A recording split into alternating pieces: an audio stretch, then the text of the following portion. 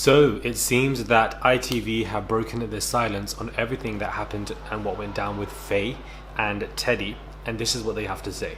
Hey guys, it's Murad Murali. Hopefully you guys are doing well today. Back at it again with another video. If you have not subscribed, guys, click that button for daily and consistent content. Head over to my Instagram, my Patreon, my merch, and let's get straight into this video. Head over to my TikTok for Love Island reviews as well. And this is what ITV are saying. They have commented to an article called The Mirror and have said welfare and duty of care towards our contributors is always our primary concern, and we take the emotional well-being of all the islanders extremely seriously. They continued, we have dedicated welfare producers and psychological support on hand at all times who monitor and regularly speak to all of the islanders in private and off camera, especially if someone appears to be upset. All the islanders are therefore fully supported by the professionals on site and by their friends in the villa. Islanders can always reach out and talk to someone if they feel they need to. The statement comes after the show announced earlier this year that there were fresh, stringent measures in place to protect the mental health of contestants during and after the time on the reality TV series.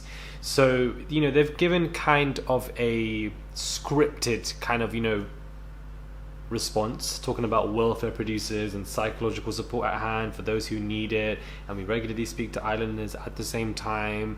So, I do feel like 48 hours on from that episode, it was quite similar to Love Island season 2, where a lot of the scenes were very unhinged. A lot of the, especially people like Katie, some of those scenes were absolutely mad. It kind of reminded me of that, where Love Island used to be and how it started, the early seasons, that particular scene, because a lot of it was just unedited out. It was a lot of vulgar language and it just lasted for a while. I just think the length of the scenes was the main issue, but we did not just need to see it for that long. It could have just been with 15 minutes, just literally one segment of the 4 quarters of the show, and that would have been fine. I don't think we need to have seen the entirety of it because she was screaming so much.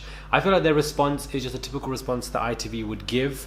I would be also intrigued now to see how many Ofcom reports have come through for this, because if we've had the most Ofcom reports for this season related to Faye and Teddy already, which was 5,000, which beats the Ofcom reports for when Danny was breaking down in Casa Amor in 2018. I can't imagine how many more they'd receive now again, especially because it relates between the two of them, and I'm going to find that quite intriguing. I don't think the Ofcom reports really do anything. Ofcom can decide whether or not to shut down a show or not. They have the power to do that, but at the same time, I don't think they would ever shut down Love Island. Really and truly, I just don't see that happening. And also, people are saying, after this scene of Love Island, it's definitely going to be the last season because of the complaints and whatever. I don't think Love Island is going anywhere, because this is one of ITV's biggest money-making machines. And I feel like when you have a show on a channel that is the biggest money-making machine, even people who aren't even related to ITV are going to benefit from that in some kind of capacity. People in the higher ups, somewhere, wherever, they will always benefit from a huge money-making machine, and money matters more than people. Money matters more than people's lives. Money matters more than psychological support and feelings. As sad as that sounds, it is true. And I do feel like they will always find a way to continue, especially with this season. The viewer, it started off weak, but the viewing has doubled as it's gone on. And also, it's performing really well in terms of the ratings even now, and Casa Amor helped even more. So with the ratings also in mind, I don't see this show going anywhere within the next 2 to 3 years. I do feel like they should change things up.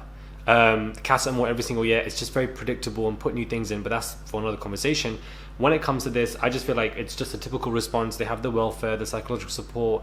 I feel like they do have a better support system now, and it's been improved as the years have gone on. But at the same time, I just don't think we needed to see all of that, because out of sight, out of mind. It's simple as that. Out of sight, out of mind. Had we not seen that much of that, we wouldn't have been irritated by it. And I feel like that particular episode, it just got my anxiety going. But I feel like scenes like that were similar to season 2 of Love Island. If we want to be real, that kind of rawness, everybody's talking about how season 2 of Love Island was the best, it was the best, and when we get something similar to that, everyone's complaining. Do you understand? So I kind of get it. It's a weird conversation, because it's like, yes, we don't want to see, and you want to value someone's mental health, but then you also want the drama. But then can you have the drama and value the mental health? Do you know what I mean? Like, are you contradicting yourself if you want the drama, but then you also want to value someone? It's very interesting. very interesting conversation, because without the drama, the shows are not entertaining, and then we complain, and then when we complain, they put in these procedures and whatever. When we complain, they give us the drama. Then with the drama, there's the procedures, and it's like a cycle. But I just feel like with this, it was too much drama. It was an overdose. We did not need to see it for so long. And 10 minutes could have been fine, and it would have been a cute episode. But I just feel like we did not need to see vicious amount of shouting for such a long period of time. It's like the girl was shouting in my ear. Like I can still hear her voice. Like it's just. Do you know what I mean? Like it was too much. Anyways, let me know your thoughts are on ITV's response, Love Island's response on this whole situation. Subscribe to the channel.